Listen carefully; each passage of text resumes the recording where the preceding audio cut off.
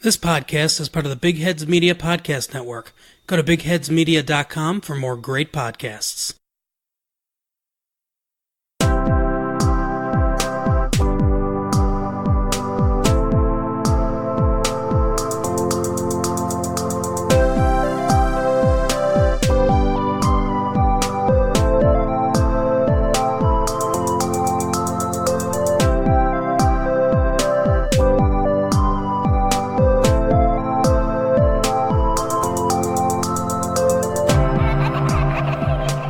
You are listening to In a City Like Yours, a semi-monthly podcast featuring interesting people with interesting life stories.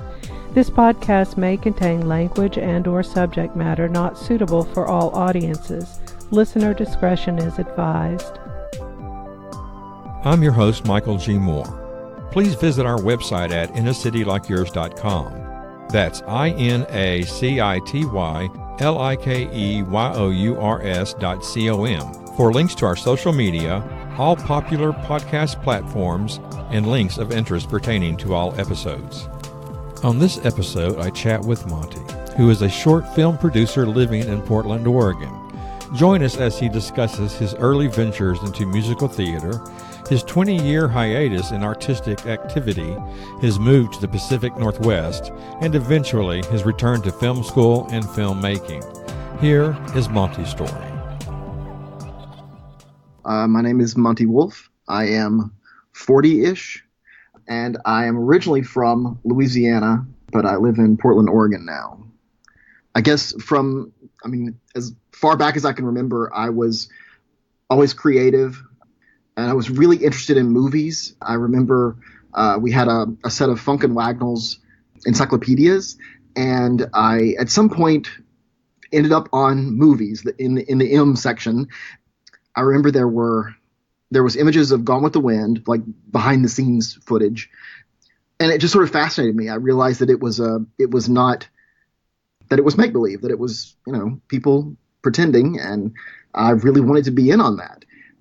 Unfortunately, I grew up in rural Louisiana, and there just wasn't my family wasn't really prepared to help me with that, and none of my teachers really were either. It's weird to think how different the world was just this was like the 80s, I guess. So the 80s in rural Louisiana were like the 1940s. Nobody really, my teachers didn't seem to understand it, because when I would tell them I wanted to work in movies, they would say, well, you have to be born in Hollywood. And obviously I'm not Kirk Douglas's son. So, it was just kind of frustrating because I was born in Louisiana. I ended up getting into theater, because that was something that you could do. In fact, I remember asking, I said I had read somewhere in a magazine about film school, because George Lucas and Spielberg and all those guys, they were the first like film school directors. And I was like, where's film school? What is this film school? And even my high school counselor was like, that doesn't really exist. So and this was before the internet, so I couldn't just look up, UCLA. They did some research, and apparently Southern Methodist University had a film department, but it had shut down by the 90s. So there was no film department there. So I got into theater because that was sort of the next best thing. And I went away to college. I wanted to get away from everybody. And so I went to Pineville, Louisiana to Louisiana College, which was a very, very, very strict Baptist private college. I'm not sure why I chose that one. Everybody was sort of pushing me to do that. My teachers were, and they got me scholarships. So, I felt like suddenly I was like caught up in sort of a wave, and I had to just go ahead and go to this school.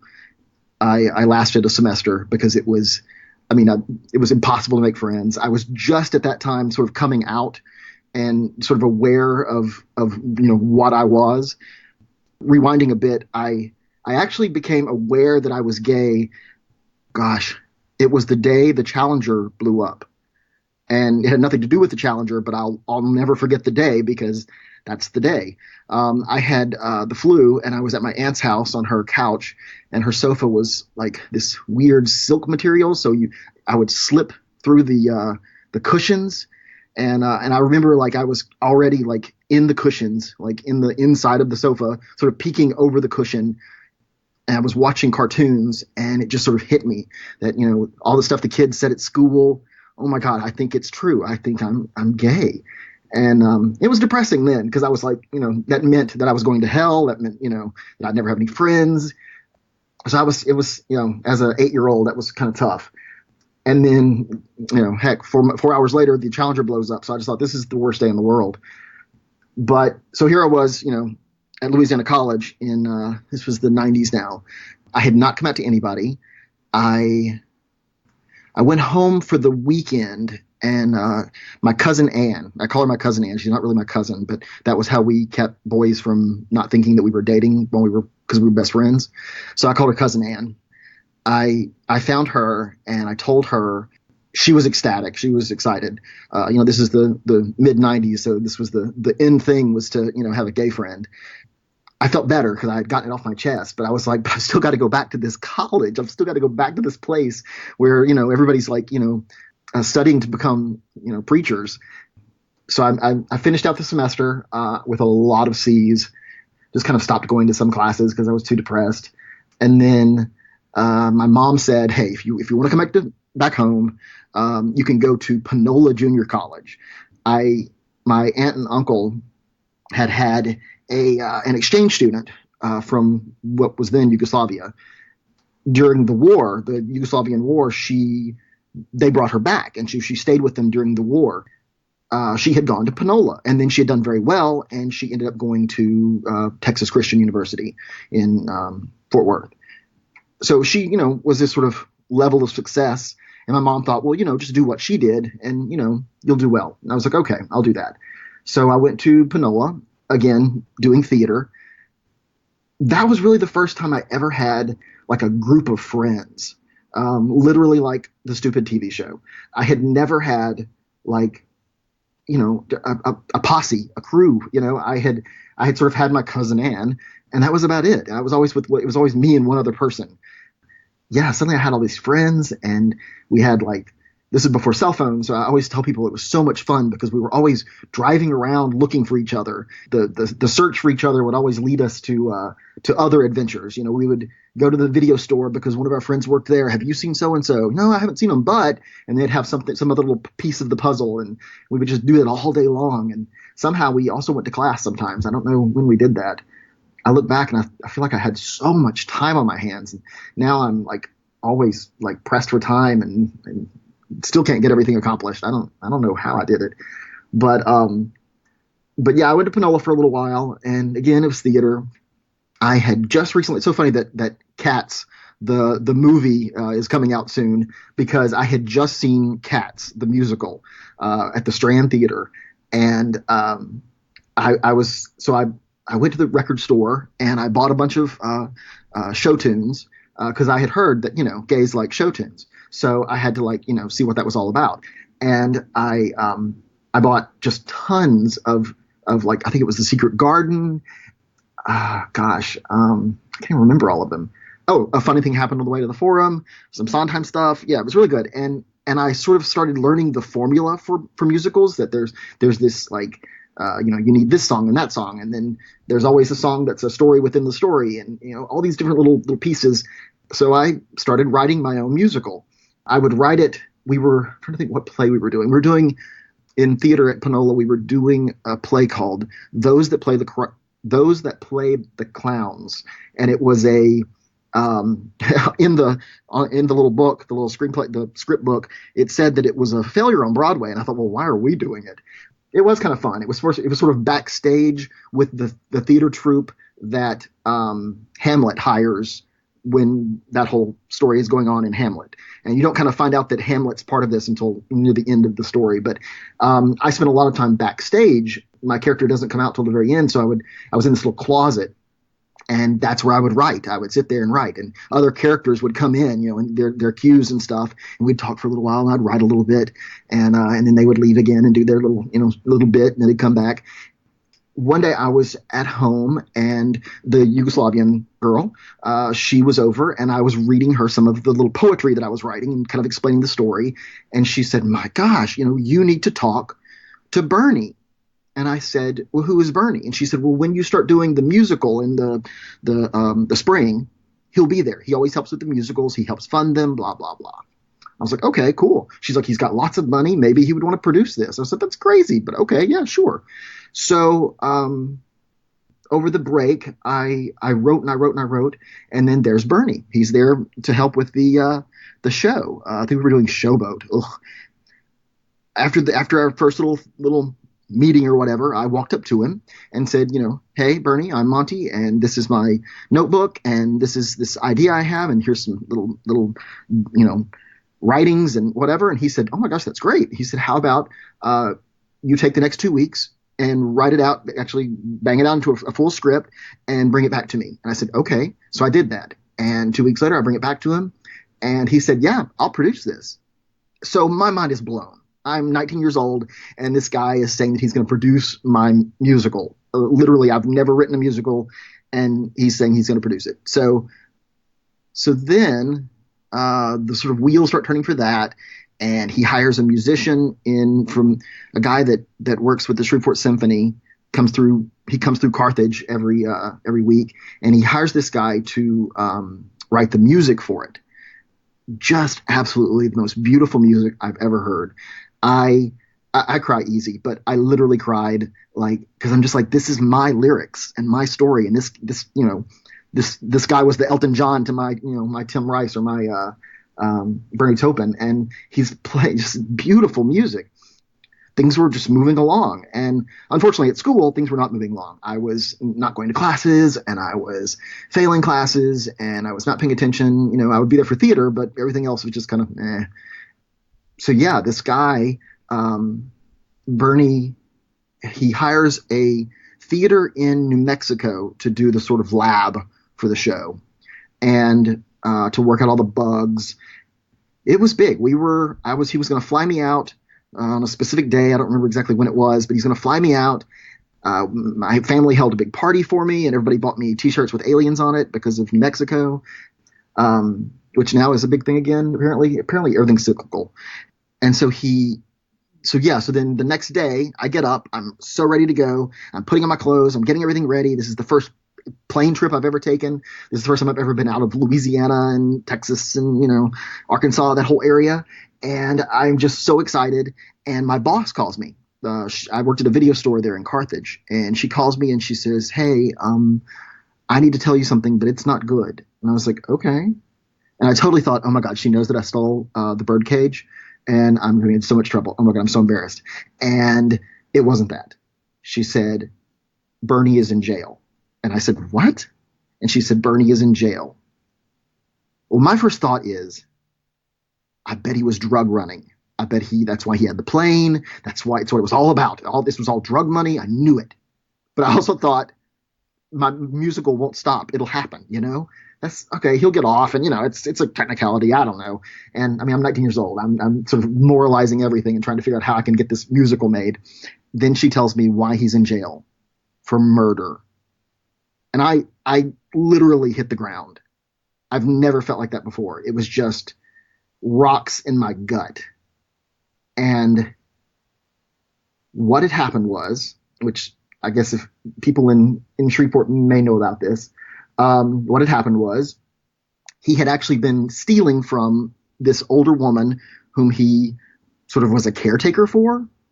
And at some point she found out about it, and he murdered her. And he put her in a freezer for 9 months. And it wasn't until her son, who was somewhat estranged, started looking for her.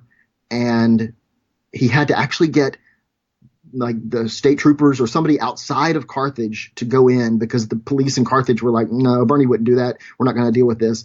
And he literally had to get an outside like police force to come in and look for her, and they found her.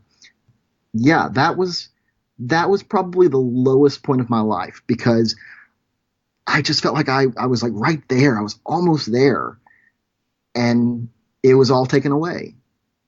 I don't know. It was very, I think I spent the next 10 years sort of in a depression, in a sort of haze, that I really didn't know what I was going to do or where I was going or what was the point in anything, because you can't trust anybody. And it was tough. At the time, I sort of like was very flippant about it. I mean, again, 19, 20 years old, so I was probably flippant about everything. But I tried to pretend like it didn't bother me and that it didn't affect me, but it really did. To the point where I probably should have gone to therapy. But again, growing up in the rural South, I wasn't a New Yorker. We don't go to therapy. Yeah, it was pretty tough. And then like a decade passes. I'm thinking, I've done nothing. I've been working at a video store. Then I worked at a grocery store. I worked at Olin Mills for a year. That was awful. But I say that I learned a lot about like lighting and positioning, and it's all very simple. It's literally like the McDonald's of photography. But I learned 3-point lighting, and I learned, how to position people. To this day, I still say, "Can you please turn your feet to the left?" There, very nice. Can you turn your head back this way? Good. Chin down. I mean, that's literally and if you start looking in magazines, you realize that every pose is basically a complicated version of that Olin Mills pose. Yeah, I did that for a year, and then and again, I was very at this point, I still I'd had one real boyfriend at that point in Carthage, but that wasn't it was a kid relationship basically, and then I still had not had any like a real relationship at that point, and so I feel like there was a theme that sort of was in my life from the beginning, and it was sort of this loneliness, this idea that I just didn't quite fit in anywhere. Even when I would find people that were like me, I would discover they're not that much like me because they didn't come from where I came from. I mean, even today I meet, well-read people and people who love film and movies and people who make movies, but they're still not, they didn't come from Louisiana. They didn't come from, rural Louisiana, literally the woods. I mean, I literally, I relate better to Laura Ingalls Wilder than I do to, people of today, because that's how I grew up, in the big woods.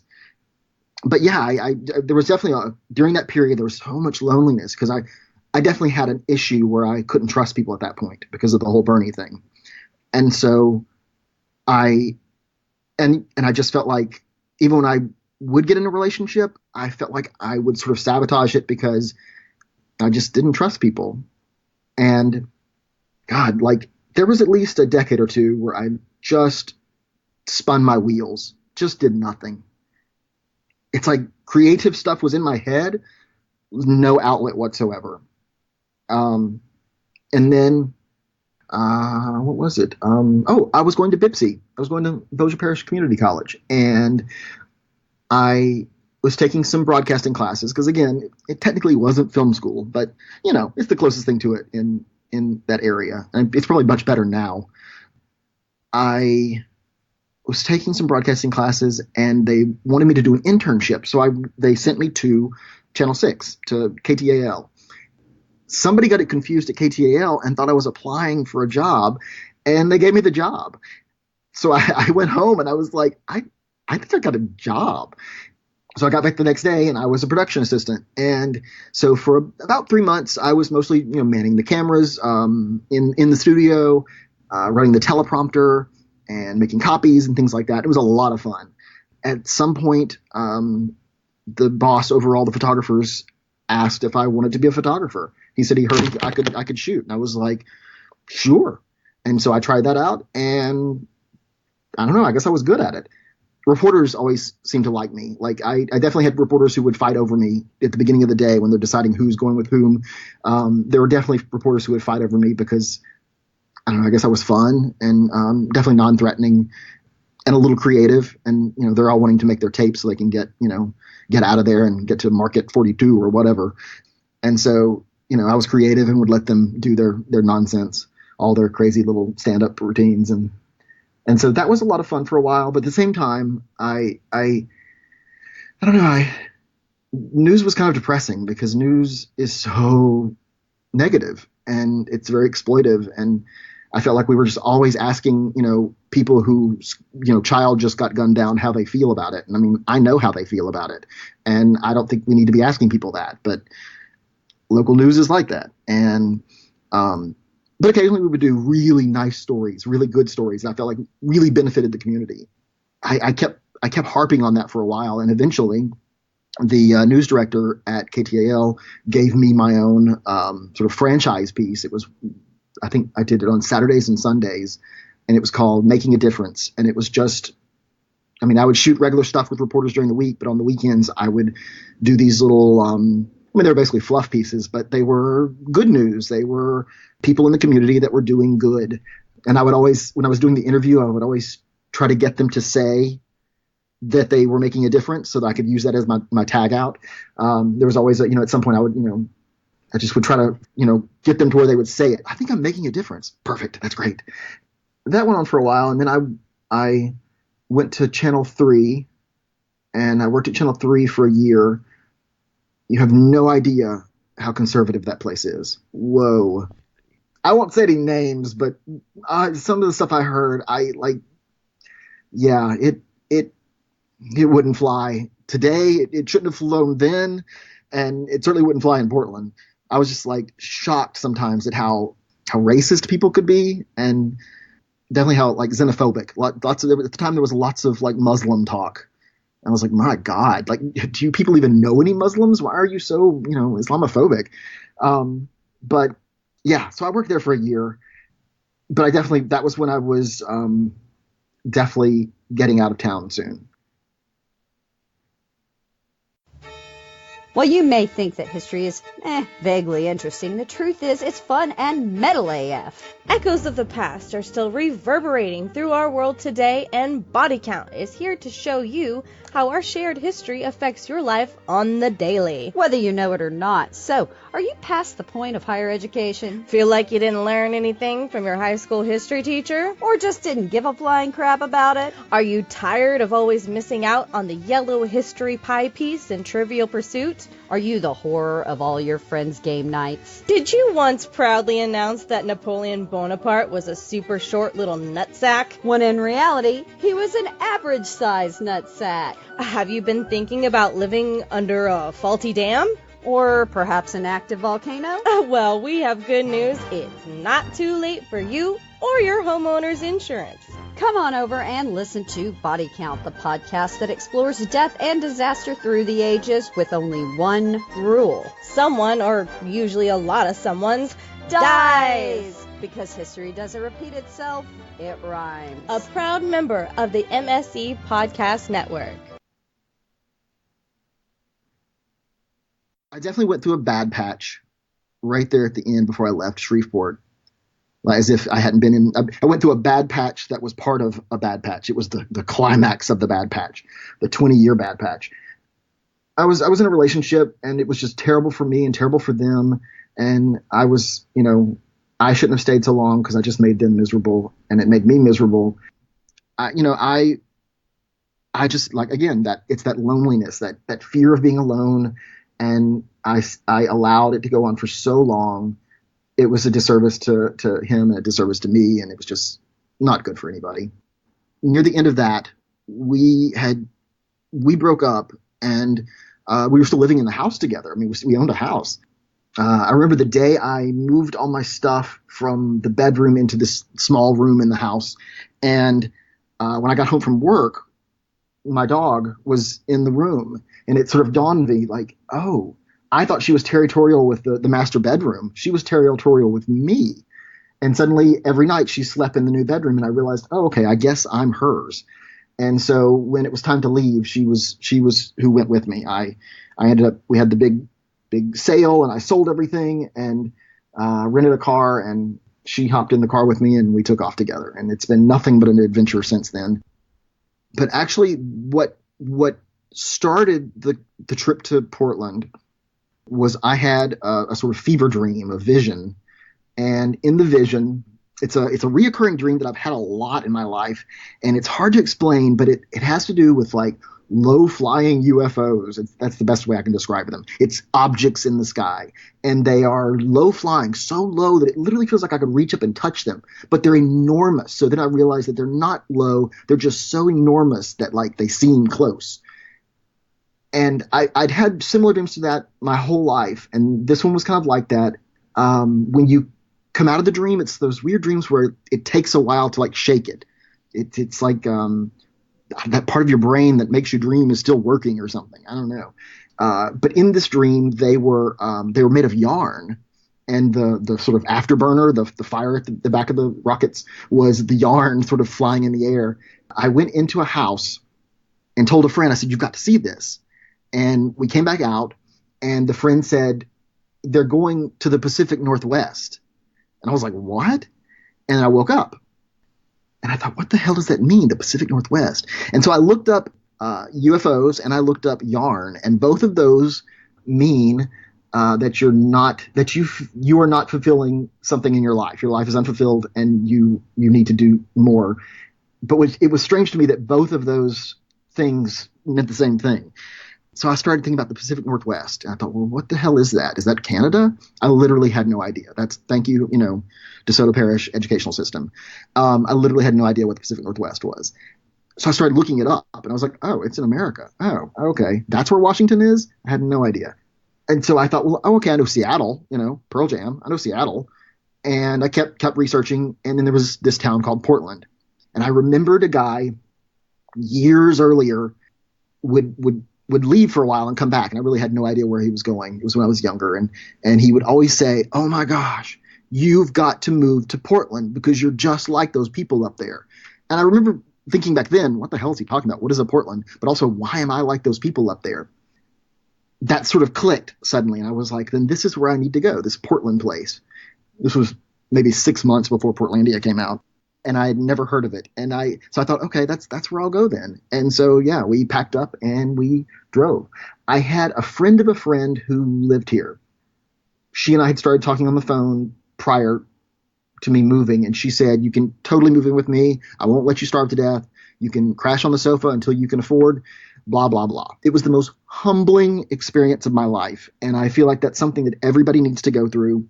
I was definitely in sort of a necessary spiritual place at the time. I think that if I hadn't been, I would have probably, offed myself, because it was pretty bad. It's like everything was meeting at the right spot. So I was in this sort of spiritual place and really thinking of things like, what I need to do to better my life and better myself and make myself, challenge myself. And part of it was this humbling sort of thing that I had to accept that sometimes you do have to be humbled. And so I'm sleeping on somebody's futon in their living room. That's pretty damn humble. I don't own anything, and I'm, pushing 40 at the time. And yeah, it was like, okay, this is, and I think I started feeling better than people when I was in Shreveport. And in a weird way, it was like, I felt like, I have a relationship. I own a home. I've got a job in news. And it's such a crappy thing, but I kind of think I was feeling better than people, and I needed to be told, you're not better than anybody at all. Like, not at all. And so I feel like that's what happened. I just suddenly realized, you know what, I'm not better than anybody, and nobody's better than anybody. And no matter what amount of success I get now, I know that, I've slept on a futon before, so I'm not better than anybody. And so here I am sleeping on this futon, and the first 2 weeks it rained nonstop, and I cannot, I'm not exaggerating. It literally rained nonstop. It felt like some sort of water planet on Star Wars or something. It was just, this is insane. People can't live like this. Like, really?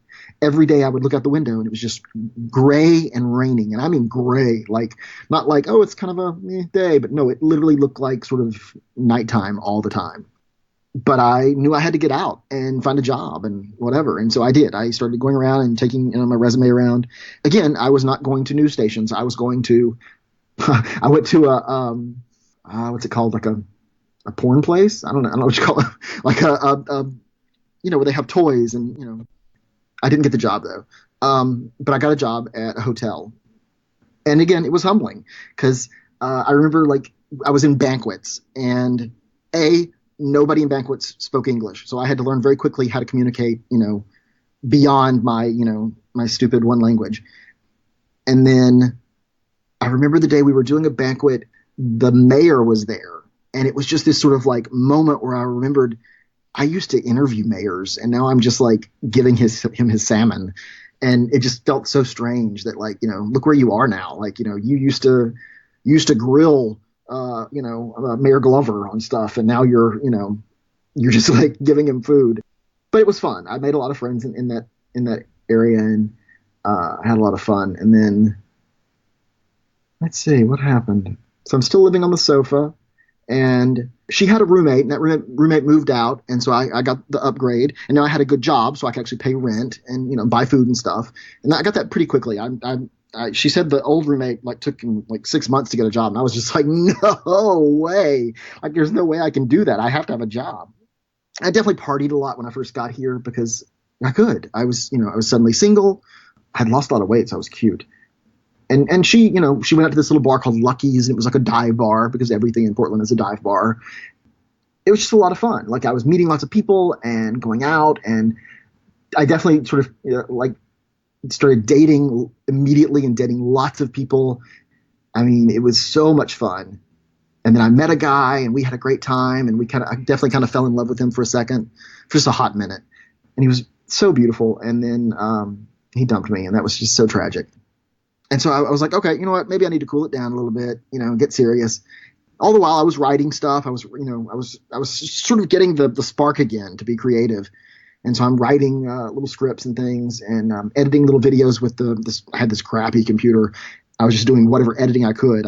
Half the time I would have to edit blind, where you couldn't really see what it was going to look like, but I could kind of guess because the program was too slow to really show me in real time what it would look like. And so I was doing little videos like that just to sort of keep being creative. Because I don't know. I guess it's just something some people have to do.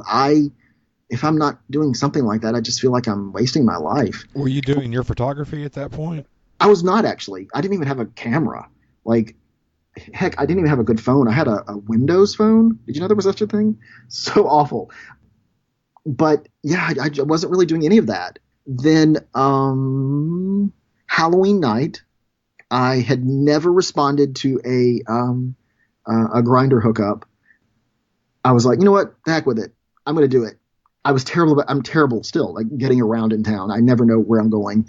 But it took I had to take a bus, and then the train, and then the bus again. It took forever to get here, and here, because I'm sitting here. I finally got here, and I came in, and I was like, well, the guy's, at least he's okay looking. I was really scared. I was really scared he was going to be hideous. And yeah, and we had a great night. And he just kept talking and talking once it was over, and just kept talking and talking. And so I sat here in the bed, and I was looking out at the view, which is incredible because you can see Mount Hood and Mount St. Helens. There's a tram that goes up to the hospital, and it goes right past the bedroom window, and it's just going back and forth the whole time. And I'm like, that's just so weird. This is where am I? Is this still Portland? I feel like we're in a magical land. And I just thought Starbuck would love to live here. I started dating the guy, and about 6 months later, he's like, I'd really like it if you'd move in. And so I did. And so Starbuck does live here now, and she does love it. And the rent rent in Portland is insane. It's getting to San Francisco levels. It's just crazy. People are paying $2,000 for cardboard boxes.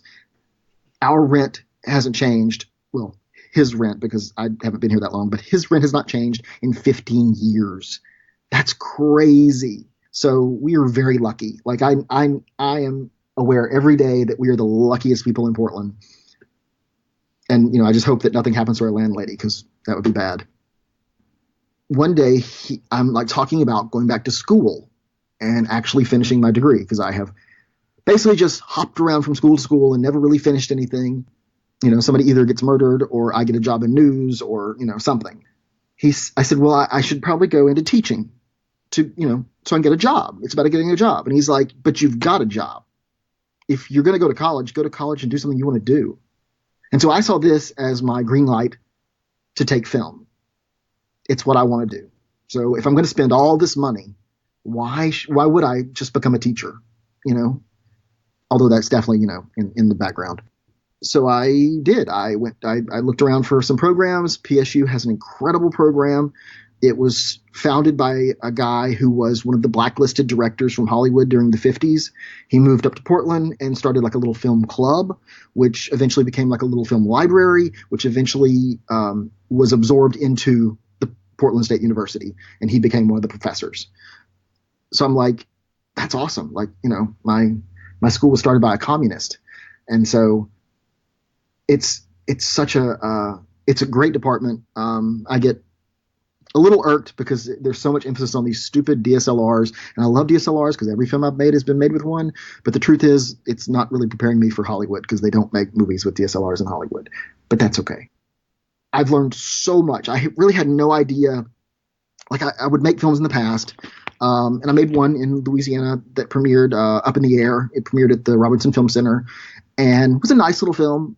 I mean, that you're dealing with the fact that you don't have people who are going into acting, because why would they be going into acting? There's nothing, where would they get a job?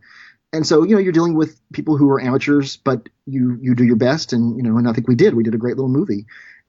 I realized that so much of what didn't work about it was the fact that I knew nothing about film theory. Like, people scoff at it, but it's so important to understand why you're using this shot, or why would you go from, this close up to then a shot of this person, and what that means. And, I, like, so much of it, I just, I didn't know. And so you're just basically kind of mimicking other films, but that's sort of like, mimicking a language without knowing the syntax or whatever. And so learning all the theory has like totally changed. I mean, my first film in school to the films I'm working on now are like night and day. At the same time, we're also learning, about equipment and how to use the equipment and the lingo. And, you say this when you turn the camera off, and you say this when you do whatever. And that's all been, valuable as well. But, and then of course the fact that I'm in with a group of people who all want to do film. And so we're sort of networking with each other and using each other. You do sound on my film, and I promise you I'll act in your film. It's definitely a nice little community. The only thing that, I would have to complain about is the fact that I am much older and they are much younger, and, they can't help that. But it definitely, there's that loneliness. Like there's always a distance between me and everybody around me. I'm never quite like one of their people because, I may fit in with them, but at the same time, I've been here for 20 more years than they have. I don't know if that's important. So yeah, I started PSU, and it's been incredible because my grades are actually great for the first time in my life. Well, actually, they were good at BIPSI too, but I got a B recently in French, and it literally killed me. I was just like, why? I literally cried a little bit. And I was like, am I one of those people now who cries because I got a B? And French has actually been my, oh my God, it's like the hardest thing in the world. I've taken 3 classes now. I've got 3 more classes to go for my major. But and see, like, this to me is so difficult, which actually this hasn't been difficult. But I literally haven't made a phone call in like 10 years. I'm terrified of phone calls, and part of the French classes is that we have to Skype with a French person in France, and it's like a group of people that you do it with. So it's not like you just cold call people. But at first I thought this is going to be so hard to first of all, I'm having to speak in French, and then secondly, I'm having to talk to somebody on the phone. And it actually was a lot of fun. I had no idea that like talking on the phone would be fun. But yeah, French has been the toughest thing for me because it's something that I don't know anything about. And so I'm literally having to learn it from, the beginning. Whereas at least film, I had this sort of, I knew enough that like the first few courses, I know all this stuff, so it felt good. And then you get to stuff that you don't quite know as well. And, you learn a little more. But with French, it was learning from the beginning. I know no French, but well, now I do, I guess. Were you taking classes in New York as well? New York was part of Portland State University. It was 2 classes. It was like an abroad program, I guess you'd say, like when people go to London or whatever, except that it was 2 weeks in New York. That was, I can't even it's such a cliche to say it was life changing, but it was like we first of all, me having never been anywhere. So I had, growing up, I had been to Louisiana, Texas, and Arkansas. And then one summer, a wealthy cousin took me to Pensacola, Florida. So that's as far as I'd ever been. I'd been on a train, but I had never been in a plane. In fact, I'm deathly afraid of flying. I start talking about it and my feet get all tingly. I'm terrified of it. Really, when I moved here was such a huge ordeal. It was, prior to leaving, I had sort of got wrapped up in this sort of like fear bubble. I was just really scared of stuff, scared of dying, scared of having car wrecks, all this stuff. And so moving here was this huge, like, you're just going to have to do it. You're just going to have to buck up and do it. And so I did. Going over all the mountain passes is such a metaphor for the whole ordeal, in that, you can't see over it. And so there's this fear of what if the road just ends? What if you just fall off? And, and it's illogical, but it's a fear, and that's what fears are. They're illogical. And so but once I got here, it was easier. Since I've gone back and forth several times, I'm no longer afraid of like driving on the freeway or whatever. But yeah, the trip to New York, I had never been that far away from home. It was going to be a situation where I'm having to get there in a plane. I've never flown, and the only way back is in a plane, and I know that. So I've just got to deal with that. The 2 weeks I'm there, I'm literally having to stew over the fact that I have to get back on a plane again, and that was so scary for me. But I had to kind of put that in the back of my mind because I wanted to go see Kinky Boots and stuff. While we were there, part of the program was you had to put together a little film. And then we had a showcase back here in Portland. But it was really just the fact that, we got to get out and experience other people, and this, huge, bunch of people, all these New Yorkers who are nothing like I was expecting. There's the whole rude thing. They're rude, they're pushy, and they were the nicest people I've ever met. Like, so many of them were willing to stop what they were doing and show us which train to get on or whatever. If they got on the same train, they would like stop and talk to us and tell us stories. Like, it was just the craziest thing. I was like, this is not what I was expecting. Now, one lady in Queens did say she was going to shove my camera up my ass, but that was different. But everybody else was really nice. Really, the thing is that we got to get away from Portland and our comfort zone, and we had to make a film, somewhere where, it wasn't easy. And it wasn't easy. I kind of went an easy route and just decided to do a sort of like a documentary or an essay film, I guess. And so I just was able to like take lots of videos. Some people had to have actors and stuff, and they and do scenes. I actually was in a scene in Central Park, and I was like, oh my gosh, this just being the actor for 10 minutes and then walking away made me nervous because they just had such a huge, thing to do. But the film itself looked good, so they did a good job. I remember on the way, I took a Xanax to get on the plane, and it didn't kick in until we reached New York, of course. So the whole way there, I'm just like waiting for the plane to fall out of the sky. I've told people it's not taking off or landing that scares me. It's the part where it's just up there for 4 hours, just up there somehow. That really freaks me out. And like, even when I walk to the bathroom of the plane, I'm so freaked out because I know that it's not really, but I know that underneath my feet is air. It's just nothing but air. But yeah, the Xanax kicked in about the time we got to New York. And I remember there were two other kids that were on the flight with us that were from my group. And so I was like, well, let me just follow them. And certainly they know where we're going. And we got on the little tram that takes you to a subway station where you can go to whatever. And I woke up with my head on a man's shoulder. I was sleeping on his shoulder, snoring. I know I was snoring, and he was totally nice. He let me do it. So that's his thing. Really, it was just, the fact that we had to I feel like we all got to know each other, and in ways that you wouldn't if you were just like going to classes with each other, because we're like living with each other, and we're working with each other every day. And yeah, it was in this weird city that is so foreign and so, not home. But yeah, it was a blast.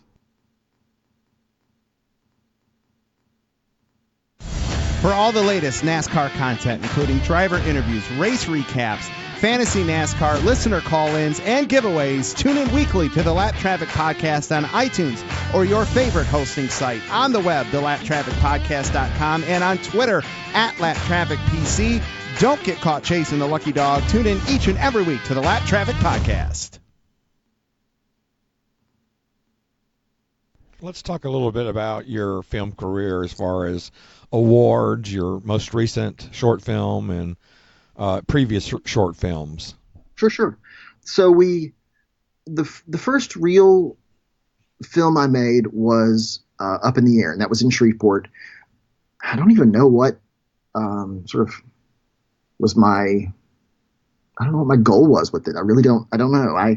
I originally wrote it as a play. Then at some point thought, you know what, this isn't too it's one location. I could do this as a movie. Of course, I didn't know anything about the ins and outs of actual movie making. That's the thing. I didn't really, I knew little things, but not, gosh, there's just so much you have to know. And I really took that for granted. We hired a guy, I think I paid him $500, which seems like an enormous amount of money. Nowadays, I'm paying people like $25 to do stuff. But I paid him $500 to shoot it, to be the DP. One of the difficult things about that era in Shreveport was that everybody that had access to good equipment was coming from the churches. They were all coming from those big mega churches that have lots of money, and I guess they want to keep the teens around, so they had like lots of toys for the teens to play with, and so that's where they were all coming from. And so he was this really religious kid. And of course, my film, it wasn't super edgy because I just wasn't even in that mindset yet. And I was still in this sort of apologetic gay thing where I would like put gay characters in there, but they would definitely be secondary characters. They were that very 1990s gay character where they like weren't sexual at all. They just sort of like existed in the film as somebody's best friend or something. And they were just dripping with stereotypes. So that was and the gist of the story was basically, I think the main guy had snuck his girlfriend over, and his best friend wanted to go do something because he was leaving for college, or actually he wanted to tell the friend that he was like going to go off to college. And so he was trying to like, hey, let's have a nice day today. Da, da, da. But the other guy brought his girlfriend over, and then the mom comes home and catches them all at the house. They're supposed to be somewhere, I don't know. And then in the middle of the whole sort of like everything boiling over, the news announces that aliens have landed, and oh my God, how is this going to change our world? And sort of the theme was all these little things, once you see them in perspective, they don't, once it's up against, aliens coming down, how does that change things? What do we think about sexuality or whatever when, something so fundamental has changed like that? So yeah, I premiered that at Robinson Film Center. There was another guy, they had to have two films, and another guy premiered his film right after mine. It was so good. It was so good. I was so embarrassed. I was just like, why? Why couldn't it be like garbage? It was so good. I don't even know that guy's name anymore. I used to follow him on MySpace or something. I don't know. So then I kind of thought like, oh man, things are going to go now, move. They're going to start moving. And it just didn't. And I really didn't know what to do either. I didn't know about film festivals. It's just so strange how like little I didn't know. And so I didn't know about film festivals. I didn't know what outlets I could do, go with. And so it just sort of languished. It went to YouTube and it died there. I see it occasionally, and I don't even have the password to get to that account. So I don't know. I really didn't do anything major until moving here. And then, oh, actually, no, I'm sorry. I did Welcome to My World, which is I feel it's my greatest failure. Welcome to My World. I mean, I feel like I got the whole community to really rally behind it, and I got lots of people to be in it. And there was this big party scene that we shot at David Nelson's place at Minicine, and like it was just so huge. And I feel like we shot a bunch of stuff, and then we shot that big party scene, and I feel like something broke inside me after the party scene, and I just didn't have the drive to do it anymore. And I'm not sure what happened exactly. It was just like, maybe it was too much. Maybe it was just, I don't know. Maybe I felt suddenly, I don't know. I saw my flaws and saw that I, wasn't, able to do this. And the truth is I was doing everything on my own. I didn't know how to delegate, and I also didn't know how to trust people. Because, the truth is nobody else around the area, had gone to film school, so they didn't know, which I didn't either. So, we could have all done, we could have all muddled around and probably done something good, but I just wasn't trusting people. It just sort of fell apart. And I've always felt so horrible about that, because so many people came forward and donated food and, to feed the cast each day. And David Nelson gave me the place. And then there was also a coffee shop, and I don't remember what it was called or who it was, but they allowed me to shoot there, and like I don't know, it just all fell apart in the end, and so I never put it together. Didn't even finish filming it. There was like a couple of scenes that were not filmed, and then once I moved here, I realized that I had lost like a huge chunk of the film because at that time we were shooting on tape.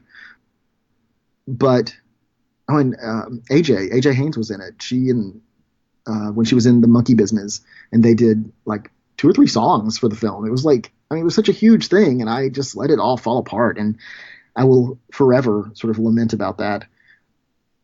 But it's sort of like every time I make a movie now, it's in the back of my mind, and it's sort of like, don't let that happen again. If you shoot today and you don't like what it looked like, tomorrow come back and shoot this again. Do not let it happen again. And if you feel overwhelmed, tell everyone, tell everyone that's involved in it, tell all your friends, tell the cast, tell everyone I'm feeling overwhelmed, and let's try to make this, work.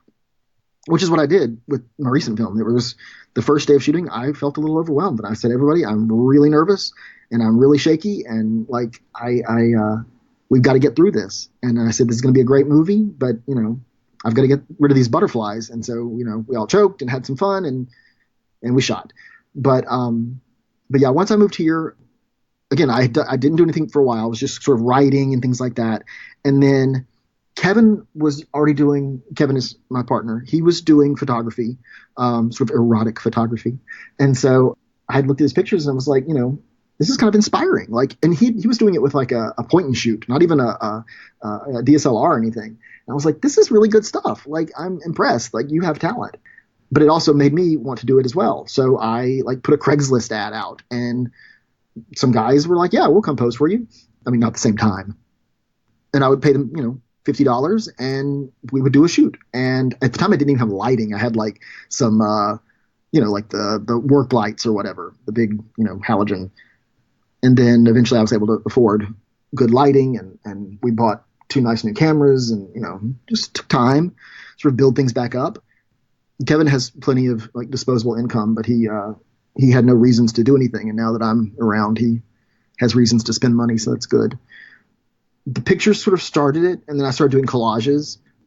I think I just got stoned and started, putting pictures together, and sort of woke up the next day, was like, what the hell is this? Like, what is this in my mind? Is this what I think about? Like, it's so strange. And then like, as I kept doing it, the same sort of images kept cropping up. There's like a devil character that's in a lot of my collages, and he's always concerned with time and the earth. And there's also a lot of objects on chains, as though there's some that are chained up, and there's others that are on chains like it's a theatrical thing, like it's not real. I don't know where this stuff comes from. And then once I started school, it was, because I didn't have a whole lot of time, I had to sort of concentrate on films. And so my first one, well, I did, you do a lot of little stuff in film school. So you're doing all this like little, like, it depends on the class. Like, some it's for cinematography, so you've got to get beautiful pictures, and some are for, they're teaching you the Kuleshov effect. So you do this little thing where you have to demonstrate the Kuleshov effect by using the same photo of somebody's face, but every time you cut away, it's just something different to see how it makes you think differently about that person. And then eventually I was in my first narrative film production class, and at the end of it, there's 3 narrative film production classes. They're the big classes in film school or in this film school. And at the end of each one, you have to produce one film. So for the first one, it was a sort of ode to Sunset Boulevard. It's a sort of comedic film with an aging actress. Naturally, she's a drunk. She thinks that she's, more important than she is. And she has this sort of butler played by Kevin, who is sort of long-suffering butler. Everything I do, I sort of imagine it like I would love to do this as a series. I would love to do this as an 8-episode Netflix series. And I immediately start seeing the characters develop and their later exploits. But for right now, I have to do it, it has to be a 10-minute thing. Basically, there's the long-suffering butler, and a kid comes from the studio. Like he's a a courier, and he comes from the studio with her new script, and he reads it to her, and she wants him to read it with her. It's very awkward for him because he's like, okay, I'll read it with you.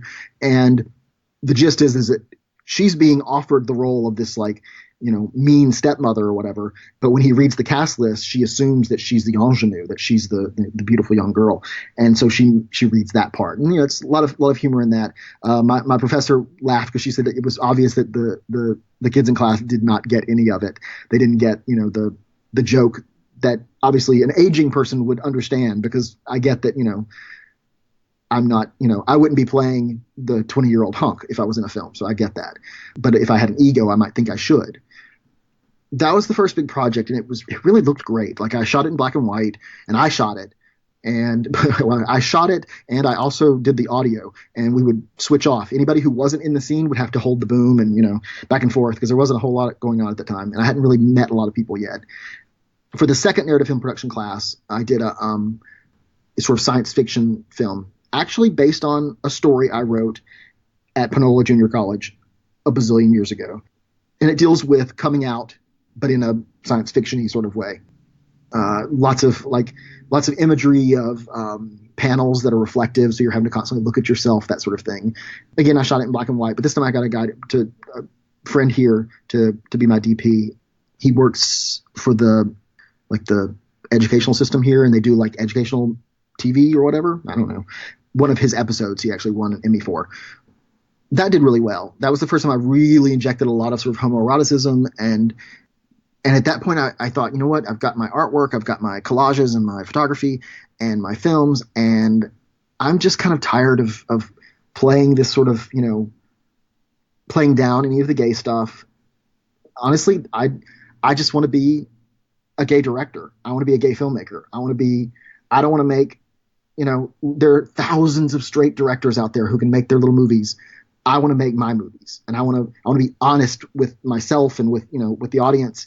I want to, tell stories that come from my heart and are real. And at that point I said, okay, that's it. I've got to do that. So my next film was for my narrative film production 3 class, and that was In Pieces. In Pieces is it can only be 10 minutes long. So it had to be like very, I wouldn't say compact, just simple. It had to be really simple. And so it's just basically 2 boys. One, they allude to having a great night the night before. They had a lot of fun, and one of them is now crushing really bad on the other one. And so he sent him a text and told them that. And the other guy hasn't sent him a text back. And so it's just sort of fretting over that. They're going to be at a party tonight. And so here I was again, just like Welcome to My World. I am shooting another party scene. And this is really when I started thinking, okay, I've got to do this. There's going to be a lot of people at the house, and I've got to do this. That night, everybody started canceling. Like, people, it's actually a Portland thing. It's this flaky Portland thing. And I do it too. I'm really bad about it. They started sending me, the messages. Oh, I'm so sorry. Something came up. I've got to do something. Oh, no big deal. And so I started shooting out more messages to other people saying, please, please, please, I need a few people here. I just need, if we can get 10 people and kind of move them around and look like a party. And oh my God, I made a mistake because so many people showed up here. It was insane. Like, I walked to the bathroom, and when I came out, there was like 50 people in my living room, and then they just kept coming. There were people going down my steps, down to the street. I mean, it was just so many people. We had to like literally put people out in the yard to keep them just corralled. People were in the bedroom that we weren't shooting in the bedroom. It was actually just going to be like, equipment in here, but we literally had to put people in here just to get them out of the way. And I had tons of beer and Cokes and just gave everybody drinks and said, let's just have a good time. And so we literally, instead of filming a party scene, we basically filmed in a party. It was just crazy. But that movie turned out so well, and I'm so pleased with it. With any of my stuff, as I'm editing, I'm like, there's a point when I'm editing, I'm like, this is so stupid. This isn't working. This is just not working. Like, I don't have it. I don't have what it takes to do this. I just can't do it. It maybe, I start like thinking, I grew up in rural Louisiana. What do I have? What could I, possibly have? And then at some point it's like, I don't know, it just comes together, and suddenly you realize, oh no, there is a movie in this. But the great thing about that experience was that with the class, we had to bring our cut of the film in every week, and we would get critiqued by the class. Now, the professor would sort of contextualize it all. Like if people started saying stuff that he's like, that's not important. We need to be talking about this sort of thing. I know you don't like the dress that person's wearing, but that can't be helped. They're wearing that. And so that was so beneficial because that movie really was cut almost by all those people. As they would like say stuff, I would realize, yeah, they're right. That doesn't make sense. Or me putting that scene before that scene. Yeah, that it would make a lot more sense if I did it the other way. And so I took their advice, and I know that that's really what they do in Hollywood sometimes. I've heard the stories of Star Wars that it was like the first cut was 3 hours long and was horrible, and literally Spielberg and Brian De Palma told Lucas, this is a mess. And his wife took it and literally saved it, George Lucas's wife. And so I always think of that when I'm cutting. I'm like, it's not what was filmed. It's cutting that makes this movie a movie. And so I premiered In Pieces at the showcase at school just for larks. I mean, it's a 10-minute movie, I didn't really think, I didn't know what you would see at film festivals. So I didn't know what the competition would be like or whatever. I didn't know what the standards were. So I just went ahead and put it out there. Gave it to a few film festivals, little local ones. And lo and behold, they took it, liked it. Then I started winning a couple of awards. I won honorable mention at one, and I won best LGBT short at another. That was big. Like, that felt good. For the first time ever, I felt like, okay, maybe this is what I'm supposed to do. I can't explain how good it felt that first time we were watching it at the showcase at school, and I have a little logo that pops up there where it's like an old projector, and it says, Monty Wolf Film. The whole crowd started clapping and screaming for it. And, to me, I just thought of myself as the old guy at school, But I realized they had all been talking about it, and they were anticipating this movie. And that was exciting. Half of them were there for the party scene, so they kind of knew, what was going on. And so, like, it was just like they're cheering and they're hooping and hollering, and then the movie plays at the very end when the two guys, like, actually the cute sweet scene happens and they kiss, and it's this sort of like the music builds and all that, and everybody just started clapping and screaming, and I was just like, that's what I want. Like, this is what I want. I want to make movies that have guys kissing and people scream and clap. This is great. And then now the next film festival wasn't quite as they weren't as excited as that, but it still felt good, especially to win. In Pieces really sort of like, once that happened, and that was fairly recent, that was when I realized, yeah, I can do this. I can definitely do this. And I'm going to fail again, probably, but I can do this.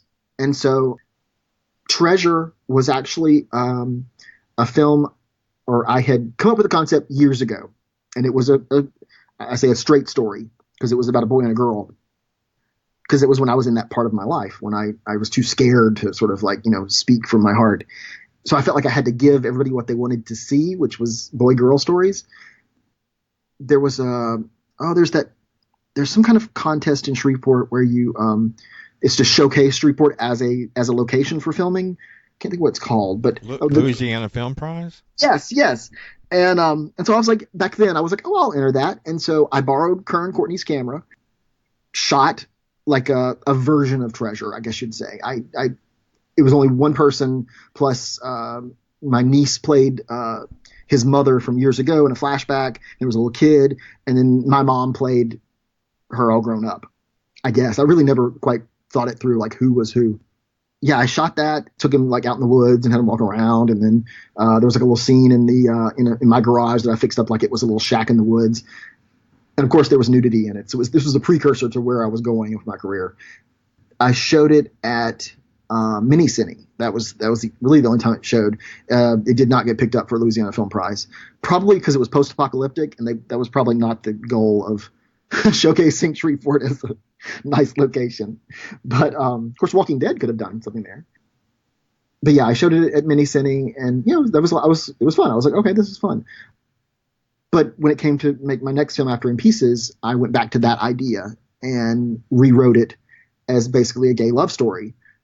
Really tried to concentrate on the theme sort of changed a couple of times. Originally it had to do with what we treasure is it things or people?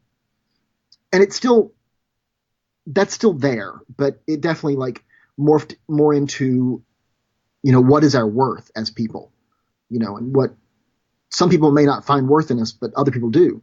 I've told people it's actually a true story based on mine and Kevin's relationship, because it's the way I filmed it, and sort of the themes of it have to do with fairy tales. And it works out for these guys in this movie. Everything works out, and they live happily ever after. And the idea is that the concept of an easy gay relationship, same-sex relationship, is a fairy tale.